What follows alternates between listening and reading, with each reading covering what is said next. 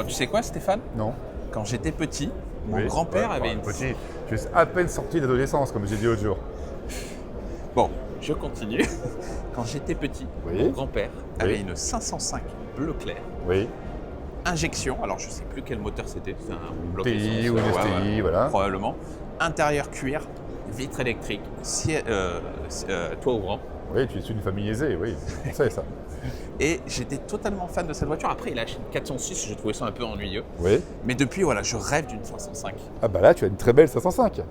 Elle est absolument sublime. Bon, elle est plus verte que bleue, mais bon. Ouais. Mais alors l'intérieur, c'est pas du cuir, là, c'est du velours.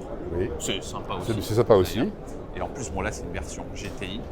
Donc, Qui est mieux que celle de ton grand-père. Oui, oui, c'est vrai. Mais alors, tu vois, je trouve que le fait d'enlever un petit peu de classicisme dans le style et d'ajouter un peu de l'agressivité, bah, je trouve que ça la rend quand même un tout petit peu moins élégante, malgré tout. Voilà, la GTI, ça reste quand même Oui.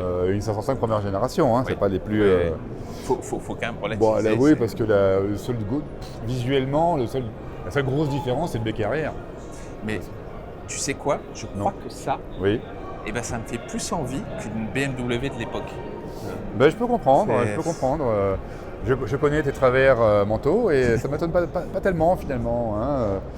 Tu préférais ça à une BMW 520i par exemple?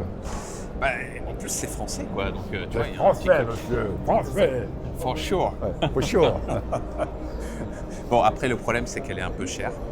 Oui, c'est le problème de cet exemplaire qui est très beau, qui a quoi, 105 000 km, un truc comme ça. C'est que bon, elle est à combien? 16 500 €. Ça fait des ronds. Ça fait des ronds. Et, Tu penses que le prix correct d'une voiture comme ça, en très bon état, c'est difficile à dire parce Ouais. que en fait, des belles 505 comme ça, vraiment nickel, il n'y en a pas. Donc, bon, du coup, si on aime, on peut quand même acheter même à ce prix-là, quoi. si elle est vraiment aussi belle fondamentalement que ce que son apparence suggère, oui. Parce qu'en fait, quand on achète plus cher une voiture en superbe état, on la revendra aussi plus cher, si on veut la vendre. Donc, c'est pas forcément inintéressant. Moi, personnellement, je n'irai pas les mettre, mais à ce prix-là, on trouve des turbos quand même. Donc, c'est quand même plus rigolo. Mais bon, je reconnais qu'elle est vraiment en très bel état. Et une 505 GTI, c'est quand même pas très courant. Il y en avait pas mal à l'époque. Hein. Moi, quand j'étais gamin, j'étais dépanné, tu vois, moi je m'en souviens. Il y en avait sur les routes, hein. C'est une voiture qui se vendait bien. Mais bon, je peux comprendre. Je peux comprendre. Je dirais pas, moi, je peux comprendre. Ouais.